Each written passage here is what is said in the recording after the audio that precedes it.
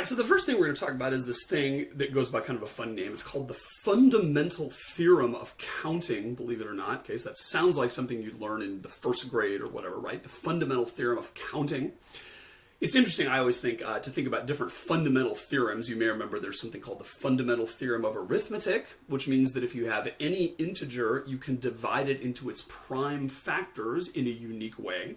So the number 8 is 2 times 2 times 2, and the number 12 is 2 times 2 times 3, and you can always break any number into its prime factors in a unique way. There's something called the fundamental theorem of algebra, which means that if you have a polynomial that is of degree 5 or degree 7 or whatever, it's going to have that many distinct roots to it, or not necessarily distinct, but that many roots to it, right? So if you have a quadratic equation, x squared minus 3x plus 5, and you figure out the roots of that equation, there's going to be 2 of them. And if you have some polynomial that goes up to the 11th power, there's going to be 11 of them, right? So that's the fundamental theorem of algebra. The fundamental theorem of linear algebra is that if you have a matrix, then the row space and the column space have the same dimension. The fundamental theorem of calculus is that differentiation and integration are opposites, right? Those are actually inverse operations of each other. So fundamental theorem kind of connotes there's this thing which really the whole field is based on, right? And everything else kind of depends on that thing being true sort of at the outset. So that's what the fundamental theorem of counting is. And it's very simple, but it comes up basically everything else is based on it in a lot of ways, right? So let's figure out what this is. The fundamental theorem of counting. It's simply this. If a whole can be divided into k parts, by the way, k is one of the letters we're going to use. We're also going to use n a lot for whatever reason. Combinatoric mathematicians use those letters a lot.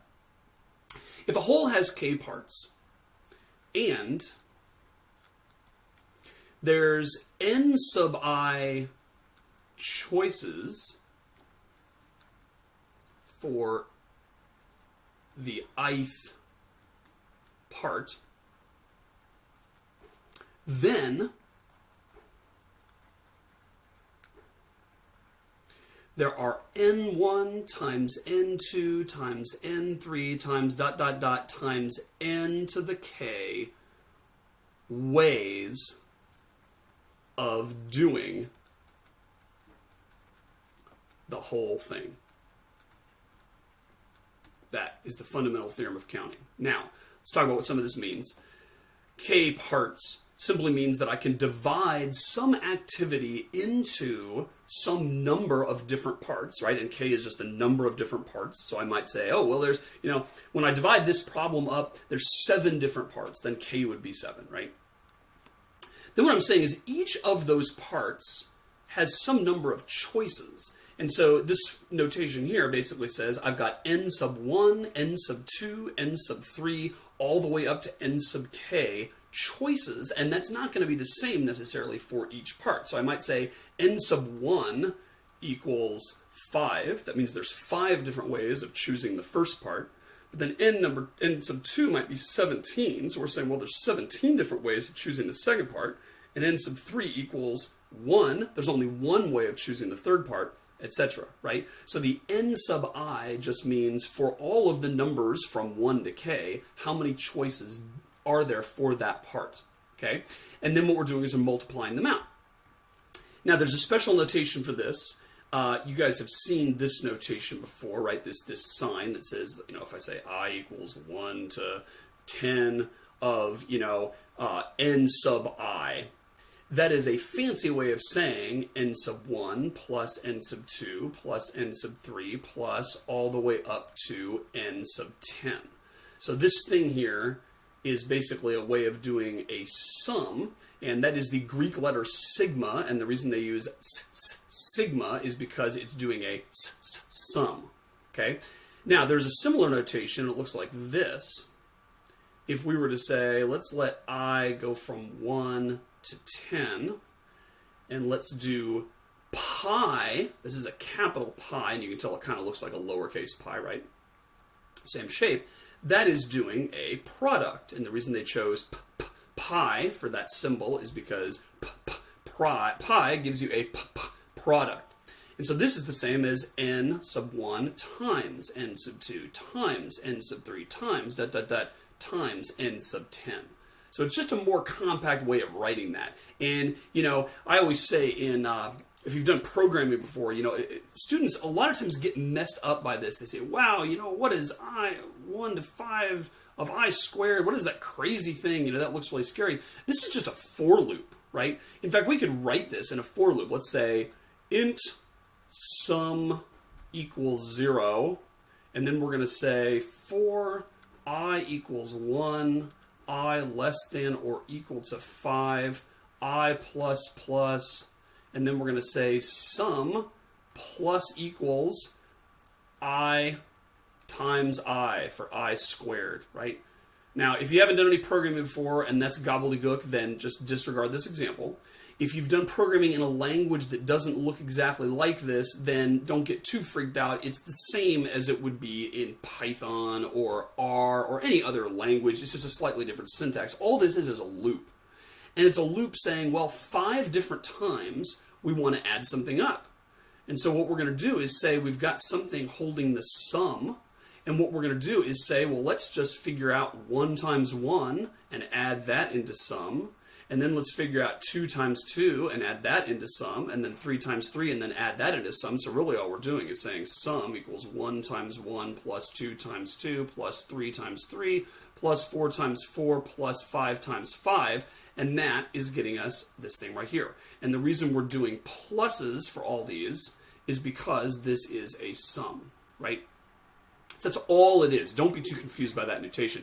And similarly, if I had the product of I equals 1 to 5 of I squared, that's going to be the same thing, except now we're going to say int product equals 1. We have to start that off at 1, because that's sort of the unity element for multiplication, right? I certainly wouldn't want to start it off at 0, then everything would be 0, because I'm going to multiply here instead of adding. So if I say int I equals 1, I less than or equal to 5, I plus plus, and then I say product times equals I times I, which gives us I squared, then that is the C or Java or C++ code for that loop, right? So don't be freaked out by the notation, as I know a lot of students are. All it means is we just want a more compact way of writing that multiplication thing, right? So in terms of the fundamental theorem of linear algebra, we said there were n sub 1 times n sub 2 times n sub 3 times all the way up to n sub k different ways of doing the thing. And another way to write that is simply say the product as I goes from 1 to k of n sub I, right? And that's all that means. It's just a different way of writing it, okay? So at first blush, that sounds kind of weird, and it's like, but as soon as you get an example, you understand it, right? So here's an example. Let's say you're making a Halloween costume, okay? And your kid is getting ready to, go out for Halloween, or maybe you are, right, if you're still into that sort of thing. And, you kind of go up to the attic and you say, all right, what do I got together to kind of put together here, right? So suppose you go up and do that, and you say, well, here's what I've got in the attic. I've actually got 5 different masks I could choose from, and I've got 7 different suits for the costume, something that goes over the body, and I've got 6 different accessories. So, one of them is a little fairy wand, and one of them is a can of spinach in case you're going to go as Popeye, and one of them is a lightsaber, right? So those are different things that you might want to put together for your costume. All right, so the question then is, how many different Halloween costumes are there? And let's say for a moment, and of course it's kind of funny if you think about it this way, but let's just say for a moment that any of the different masks could go with any of the different suits and any of the different accessories. So it's complete mix and match, plug and play here. Now, that's going to end up with some silly costumes, right? You might end up having a fairy princess dress with a Darth Vader mask, with a taser, right? I mean, you might end up having some really bizarre combinations in your different costumes. But let's just say we want to kind of, be open-minded here, because maybe we'll hit on something that actually, becomes a new trend or whatever, right? So the question is, if any of these can freely go with each other, how many different ways are there to do this? And the answer is going to be 5 times 7 times 6. It's that simple. Work that out. I don't know what the actual answer is. We can figure that out if we use our little calculator here. What is 5 times 7 times 6? That turns out to be 210 different costumes. Not sure if you guessed that number would turn out to be that big, but in fact it does. 210 different costumes. By the way, just as a little side note, many, many, many times in this lesson, we are going to figure out the answer like this and actually, perplexingly, counterintuitively, not care what the actual numeric answer turns out to be. In real life, if you're figuring this out for some purpose, you may actually care. But when we do combinatorics, it's sort of actually interesting how disinterested we are oftentimes in what the answer is. It's like, well, aren't you counting the number of possible costumes? Why would you not care what the final numeric answer is? Yeah, true dat. Oftentimes, though, really what we're interested in is the form of the answer, so we can figure out, how is that going to behave as certain things change, as the different constituents get larger, something like that, right? So oftentimes we're not actually going to care what the answer is. But in this particular case, it turns out to be 5 times 7 times 6, which is 210. Now, the reason we get that is because that is n sub 1 times n sub 2 times n sub 3 different ways of doing it. And that simply is n sub 1 is 5. Because those are the 5 different mask choices we have. That's essentially the 5 different ways of completing part number 1 of the activity, if you want to think of it that way. And then, no matter which of those I pick, I've got 7 different ways to pick a suit, and I've got 6 different ways to pick an accessory. And so the total number of ways to choose a Halloween costume is simply multiplying those 3 things together. Turns out that you can get a lot of mileage just out of the fundamental theorem of counting, because many, many things are going to work out to be something like that. It's like, wow, how many different ways can I pick a Halloween costume? Well, gosh, there's a lot of different things in this attic. It's hard to get our head around what that number would be. But if we consider that every costume, say, is going to end up being 1 mask plus 1 suit plus 1 accessory, and I know I'm always going to have 1 and only 1 of each of those things, and furthermore, I know that I can freely mix and match the Stormtrooper outfit with the Fairy Princess crown, with the magic wand or whatever, there's no limits on which different combinations are valid, then I can simply say, well, there's that many different combinations if I just multiply them all out, right? Just by the fundamental theorem of counting. Now, this gets us some mileage too, and the example gets more complicated. Suppose we said that we always want to have 1 mask, and we always want to have 1 suit, because I need something, in both places. But I'm going to have from 0 to 2 different accessories, because sometimes maybe I don't need an accessory at all. Sometimes I'm going to have 1. Sometimes it makes sense to have 2 different things. Like if you dress up as Batman, you might want to have a bat belt and also have, your bat boomerang or whatever, right? So we're going to say 0 through 2 accessories. So how would you compute the total number of different costumes now? And oftentimes, again, these problems end up to just breaking down and being disciplined to what the different possibilities are. So what I'm going to say is that the number of possible costumes total, which is the number I'm interested in here, is going to be equal to the number of costumes with 0 accessories plus the number of costumes with 1 accessory plus the number of costumes with 2 accessories. It's just that simple. And so oftentimes you're faced with this really perplexing problem. You're, wow, 0 to 2 accessories, so I might include this or not that, but I might not have any at all. And it seems complicated, but really it ends up being pretty easy once you just break down and enumerate and list all of the different possibilities. So how many possibilities are there with 0 accessories? Well, there's going to be 5 different different masks times 7 different suits. And if I choose no accessories, then I'm basically limited to 35 different choices there. Plus, what if I have 1 accessory? Well, that's just what we had before, right? 5 times 7 times 6, because I can choose 1 mask, 1 suit, 1 accessory, all mix and match, all plug and play. That's how many have 1 accessory. And then, how many different costumes are there that have 2 accessories? Well, that's going to be 5 choices for the mask, 7 choices for the suit, 6 choices for the first accessory, and then 6 choices for the second accessory. Because now, when I talk about 2 accessory costumes, I'm essentially saying that I've got 4 different parts to my whole, right? I've got N1, got to choose a suit, or mask rather, 5 different ways.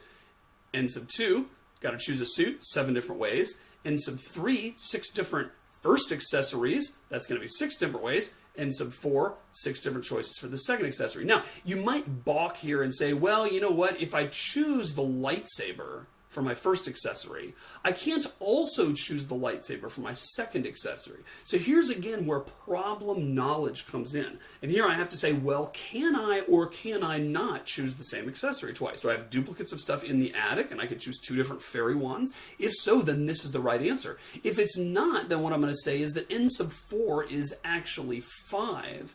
Because once I've chosen the lightsaber, say, then I don't have any additional lightsabers to choose, and therefore there's only 5 different choices for the next one. We'll get into this more when we start looking at partial permutations in a couple segments from now, but I just want to show you that this is the kind of thinking that goes on in figuring out combinatorics. All you have to do is break it down to the different possible cases, and then ask yourself, is each one of those possible cases really possible, or does it depend on something previous that happened, right?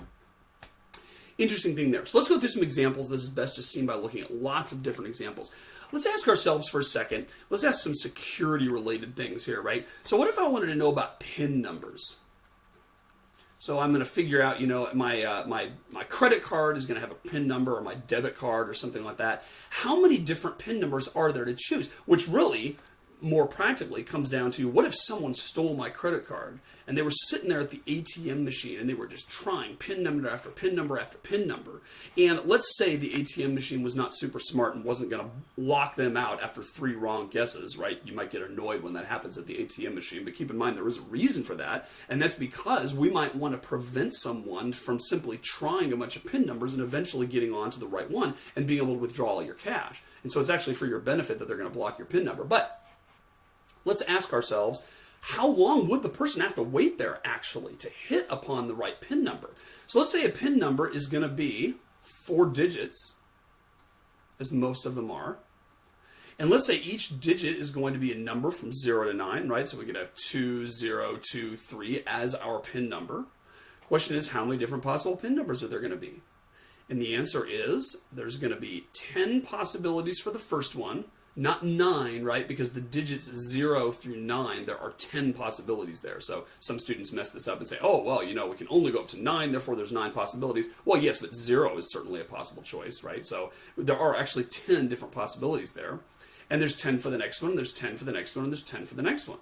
And so by the fundamental theorem of counting, there are 10 times 10 times 10 times 10 possible different PIN numbers. And that turns out to be 10 to the 4th, of course, because that's the definition of what 10 times 10 times 10 times 10 is. 10 to the 4th is another way of saying that, right?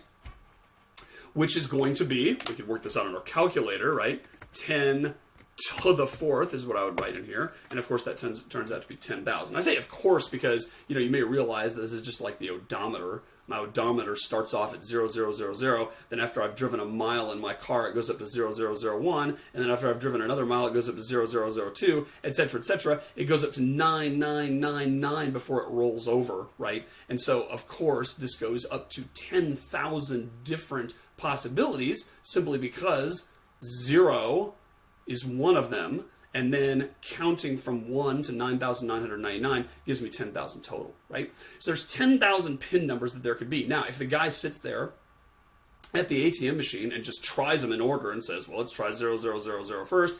Wrong PIN number. Please try again, sir. 0001 tries that one. 0001 is not the right PIN number. Please try again, sir, etc., etc. He's going to, on average, go through about 5,000 different PIN numbers before he hits upon the right one, right?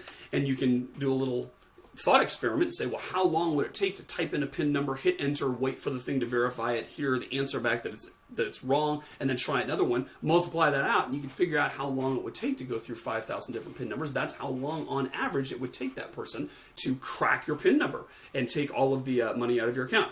Of course, as I said, ATM machines are smarter than that. They know that 10,000 is not very big. By the way, I don't know if that struck you as a big number or not, but really it's not. When we talk about some real security things, that turns out to be just absolutely trivial to break, especially for a computer program. But since that's such a small number, that's why they say, hey, we're going to give you 3 chances. And if you don't get it in 3 chances, you're out of luck, Chuck. We're gonna lock the card, and that tells us that you're probably an intruder. Either that, or you've forgotten your PIN number, and we're gonna make you call the bank, right?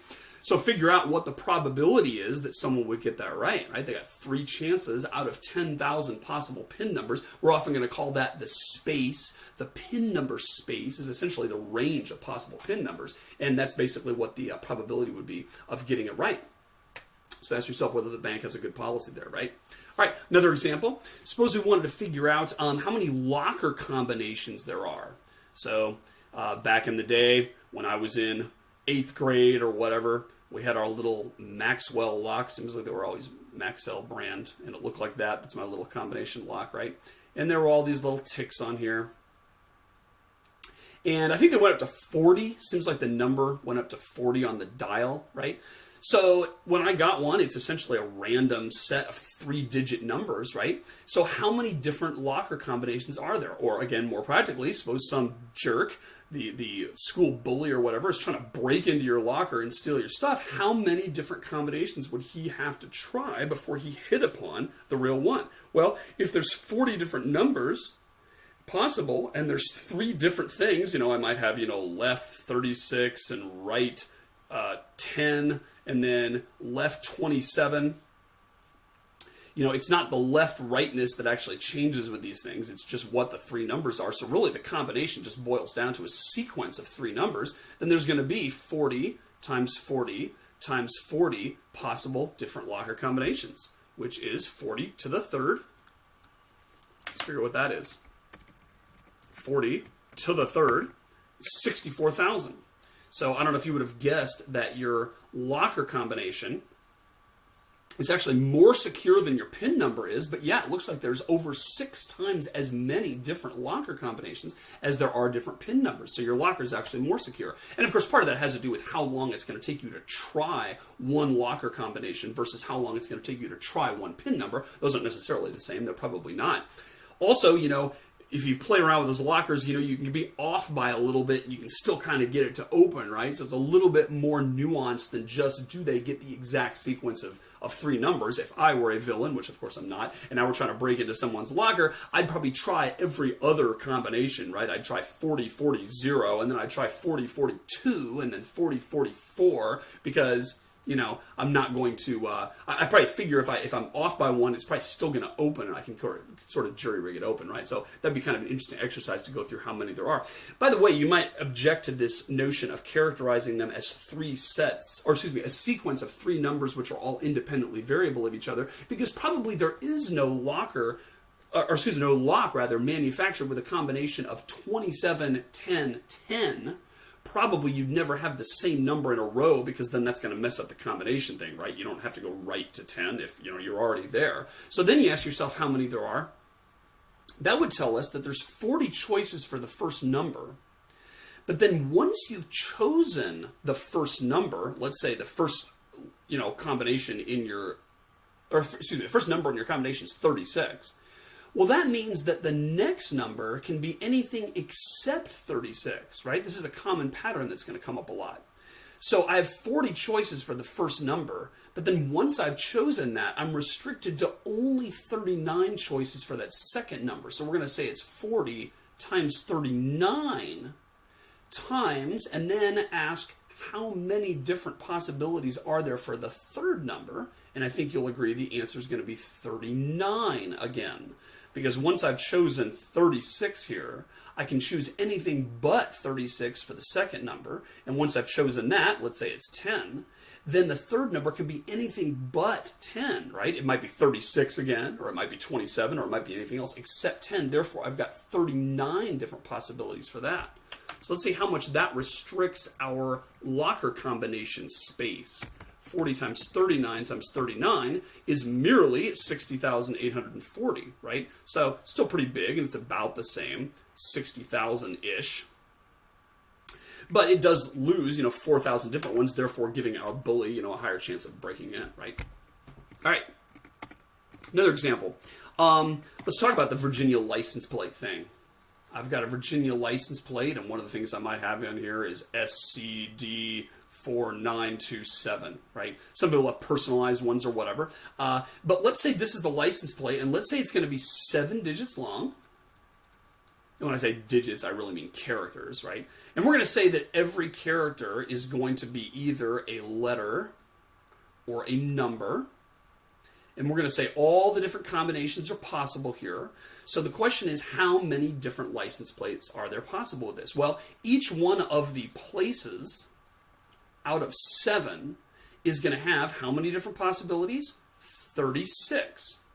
Therefore, there's 36 to the 7th different possible license plates with this scheme. It's 36 to the 7th. By the way, students often mess this up, right? And they'll say 7 to the 36th or whatever.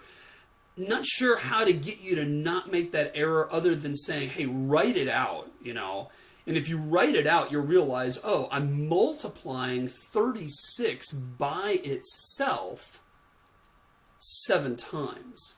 And if you're multiplying 36 by itself, and you're doing that 7 times, that is 36 to the 7th, not 7 to the 36. 7 to the 36 would be 7 times 7 times 7 times 7, all the way up to 36 different times for multiplying that together, right? So just kind of a word of the wise there. If you're at all in doubt, start to write it out. And when you start to write it out, you'll realize, 36 is the thing that I am multiplying by itself. Therefore, that is going to be in the base, not the exponent. And the exponent is going to be the number of times I multiply it together, right?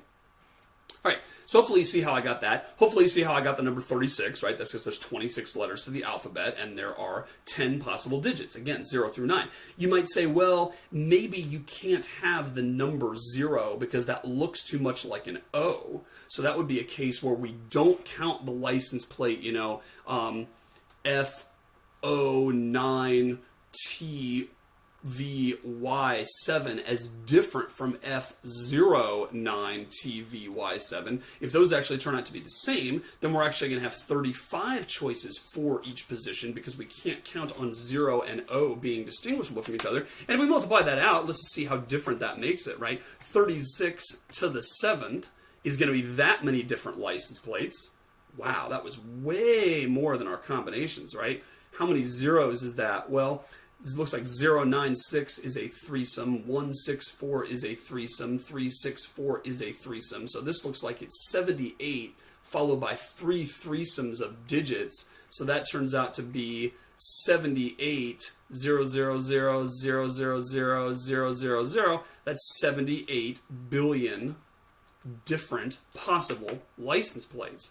And if I say, well, what if it were simply 35 to the 7th? How much would that reduce it? And that looks like that's only 64 billion different license plates. So, you know, still a lot, but that actually brought it down quite a bit. It's sometimes counterintuitive how much these differences make. And merely going from 36 to 35, since we're multiplying it by itself so many times, that actually, you know, reduces what we've got by about 14 billion possible numbers there, it looks like. Now, in reality, of course, not everyone has all 7 digits, because some people have, you know, a license plate, you know, that says, you know, sup. That's probably a valid license plate, right? Or if I want a license plate that says 42, because that's the answer to life, the universe, and everything, right? So maybe it's true that we don't have to have all 7 digits present. So what if we said how many Virginia license plates are there that have anywhere from 1 to 7 digits present? Now, again, this can kind of rock your world when you start thinking about all the different ways that could happen. One thing students try to do on this problem when I give them to them is say, well, you know, all we'll do is we'll say there's 35 possible. Let's go with the thing where you can't have 0 because 0 and O look identical, right? So we'll say there's 35 sort of as a baseline. Some students say, well, why don't we just bump that back up to 36 because we'll say that a space is possible, right? And we'll just say that sup is actually sup space, space, space, space. And we'll say that 42 is actually 42 space, space, space, space, space. That seems like it would work, but it actually doesn't. And the reason is, if I say, well, you know, there's 36 to the 7th different ones, because each place can be any letter or any digit except for 0, or a space, then what we're going to end up with is saying that it's possible to have a license plate that is maybe SUP space for space. And that would be different than the license plate that is space SUP space for space or whatever, right? And in reality, we're not going to say there can actually be spaces in the middle here, right? So that approach doesn't actually work. Really what you do, and again, 9 times out of 10, it feels like this is the thing that works, is you just spell out all the different possibilities. When I say from 1 to 7 digits, of course what I mean is that it could be 1 digit, or it could be 2 digits, or it could be 3 digits, or it could be 4, 5, 6, or 7, right? Those are 7 mutually exclusive possibilities. And again, I'm bringing something back up from when we talked about sets, this notion of mutually exclusive. And really, it's the same argument, right? You cannot add the cardinality of 2 sets and get the cardinality of their union unless those sets are mutually exclusive. Remember that, because if I say, what are the different ways of rolling 1 on the first die and 1 on the second die, and then try to add those together to get the probability of getting 1 on either die, right? And we figured out what's the probability of rolling at least 1 1 or at least 1 6 or whatever the example was. We couldn't just fall into the trap of saying, well, there's 6 different ways to roll a 1 on the first die, therefore there's 6 different ways to roll a 1 on the second die, therefore there's 12 different ways to roll at least 1 1. Not true, because one of those was a double 1, which we would end up double counting if we did that, right? Same thing's true here. We don't want to end up adding the same thing more than once. We're going to get the wrong answer. But here we're okay, because think about it. Any 1-digit license plate is not the same as a 2-digit license plate. There are no 5-digit license plates that are the same as any of the 3-digit license plates. Therefore, those are mutually exclusive sets. The set of all 1-digit license plates, the set of all 2-digit license plates, the set of all 3-digit license plates, all the way up to the set of all 7-digit license plates, none of those have a non-empty intersection. The intersection of any 2 of those sets is empty. Therefore, and only therefore, is it possible to simply add the number of 1-digit license plates to the number of 2-digit license plates to the number of 3-digit license plates, all the way up to the number of 7-digit license plates, and get the right answer. That'll come up again, and I'll draw your attention to it and remind you of this license plate example. But that's really key to understand. You can only add them if you know that's true. So in this case, we do know it's true. So then we just ask ourselves, how many 1-digit license plates are there? Well, there's 35 different ones, right? Because I could have the license plate A, or I could have the license plate B, or I could have the license plate 7, or I could have the license plate Q, right? We know there's 26 different letters of the alphabet. There's 9 different digits, because we're going to not count 0, because that looks too much like O.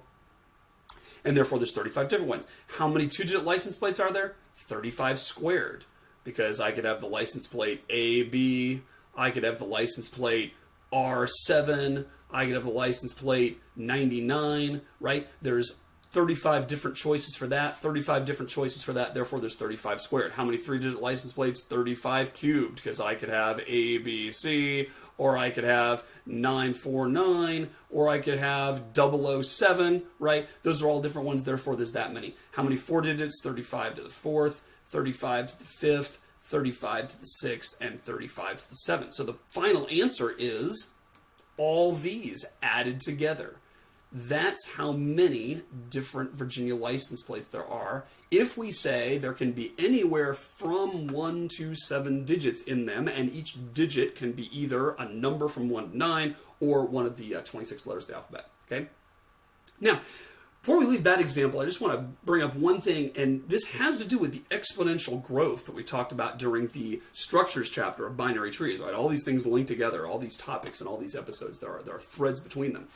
Remember how astronomically fast the size of that binary tree grew as we increased the height just a little bit, right? Because every time we increased the height by just 1 layer, we were doubling the number of nodes, and that ends up being exponential growth. Okay, here, this is also exponential growth, right? How many 1-digit license plates are there? 35. How many 2-digit license plates are there? 35 squared. How many 3-digit license plates are there? 35 cubed, right? So that also is going up as an exponent. And again, it's shocking to figure out how different different those numbers are. But how, let's just ask this question.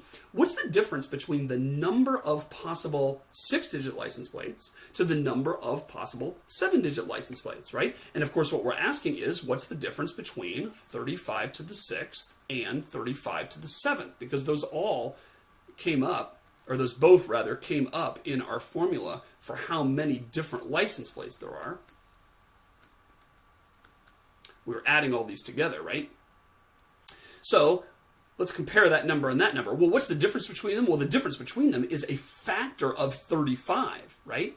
There's not 35 more in that one. There's 35 as many times in that one, right? 35 times as many license plates in that one as in that one, because 35 to the 6th is, or excuse me, 35 to the 7th is 35 to the 6th times 35, right? So to put a fine point on that, let's just work it out. So if I say 35 to the 7th, how many different license plates? That was our 64 billion thing, right? What about 35 to the 6th? Well, gosh, that's only 1.8 billion, right? So we're talking about a difference between 64 billion versus 1.8 billion here. What's 35 to the 5th? Well, that's only 52 million. And again, we learned that lesson, right? That is a lot less than any number of billion, right? 35 to the 4th. This is starting to be chump change down here. That's 1.5 million with an M. And it goes down like that. My point in bringing up this example is that whenever you have something like this, where you have a pattern like this, turns out that this top term here is the only one that really matters. In terms of getting a large number of possible license plates, it turns out that the number of possible 6-digit, 5-digit, 4-digit, 3-digit, 2-digit, 1-digit license plates, none of that even matters. The number of 7-digit license plates by far is what controls the size of this whole sum, because it is simply so much bigger than all the other ones. So it's kind of interesting when you talk about like how many different passwords there are in a certain scheme. We'll do that example in a minute. Turns out that the longest password that you can put, that's the only thing that matters. All the other ones are just pale in comparison to the number that are possible in the top one, right? Let's actually do that example for a second. Let's talk about passwords here, right? Let's say we have a site and we have, we say that your password has to be, we'll say that it's going to be from 6 to 10 characters long. When you go to my website, you have to have a password in that range. And we're going to say it has to have at least one special character or digit. And here I'm using digit to mean number, right? So we're going to say that your password can contain, any of the lowercase letters. It can contain any of the uppercase letters. It can contain any of the digits 0 through 9, and of course we're going to allow 0 now because there's no mistaking a 0 for an O in a password. And we're also going to say it has to have, or it's going to allow these things, question mark, bang, whatever, caret, right? We'll say those 5 there. Okay, so, if I ask you how many different possible characters are there? Well, there's obviously 26 lowercase letters, there's 26 uppercase letters, there's 10 digits, and then there's 5 of these funny characters, and so that adds up to be what? 52 plus 10 is 62, 67, right? So 67 different possible characters used. Now, if we're going to figure out how many passwords there are between 6 and 10 characters long, let's forget this part for a second, because that's, just a little bit more icing on this cake. How many are there from 6 to 10 characters long? That's going to be, of course, 67 to the 6th, plus 67 to the 7th, plus 67 to the 8th, plus 67 to the 9th, plus 67 to the 10th different passwords. And that's just splitting them up into the 6-digit password, or 6-character passwords rather, the 7-character passwords, the 8-character passwords, the 9-character passwords, etc. Now, what about this business with at least one special character or digit? Because a lot of different websites have that as a security precaution. It turns out to be harder to guess a password if it's got something in there, right? So this is where it turns out to be a little tricky, and there's several different ways of thinking about that. many of which are going to end up being a dead end. And, you just have to kind of work with this combinatoric stuff and say, well, let's think of a lot of different ways to think about it, not give up. This really turns out to use the trick. I think the trick is easier of saying, well, let's figure out how many of those different passwords don't have a special character or a digit, and then subtract, right? Because if we look at the number of passwords that have a special digit or character, that is going to be equal to the number of passwords with any of those characters minus the number of passwords that don't have the special digit or character. So it's that little trick, right? Turns out that this is a little tricky to compute because you're like, well, gosh, there could be a special digit and character in the first place, but then there might not be, but that doesn't mean it's an illegitimate password because there might be a special digit or character in the second place, right? I've got 6 to 10 different characters to work with. Turns out that's kind of tricky, but here is a nice little trick to figure it out, because we can say, well, let's figure out how many don't have the thing. And it might not strike you, obviously, at first why that would be easier, but if you think about it, how many passwords don't have a special digit or character in them at all? That's simply saying that I've got 6 to 10 different places, each of which could have any of the non-special characters, right? Which was 52. Because there's 52 letters, A through Z, lowercase a through Z, uppercase, there's 26 of those and 26 of those. Then we know that there's 10 digits from 0 to 9, and we know that there were 5 different characters, whatever those were, pound and splat and whatever, right? So when I ask how many passwords don't have a number or a special character in them, I'm basically saying, well, let's just restrict ourselves to those 52 then. And there's 52 choices for that, 52 choices for that, 52 choices for that, etc., right? So again, we've got 52 to the 10th different 10-character long passwords that are only letters, plus 52 to the 9th possible different 9-character long passwords that only have letters, plus 52 to the 8th, plus 52 to the 7th, plus 52 to the 6th, right? That is the total number of illegitimate, illegal passwords. Maybe I shouldn't call them passwords because they don't count as valid passwords, right? They're illegal passwords. But those are, in fact, 6 to 10 letter combinations that don't satisfy the security criteria. Therefore, if I take the total number of passwords with any number of characters in them at all, which was our 79 to the 10th plus 79 to the 9th. I think I put them in a different order before, but same diff. Plus 79 to the 8th, plus 79 to the 7th, plus 79 to the 6th.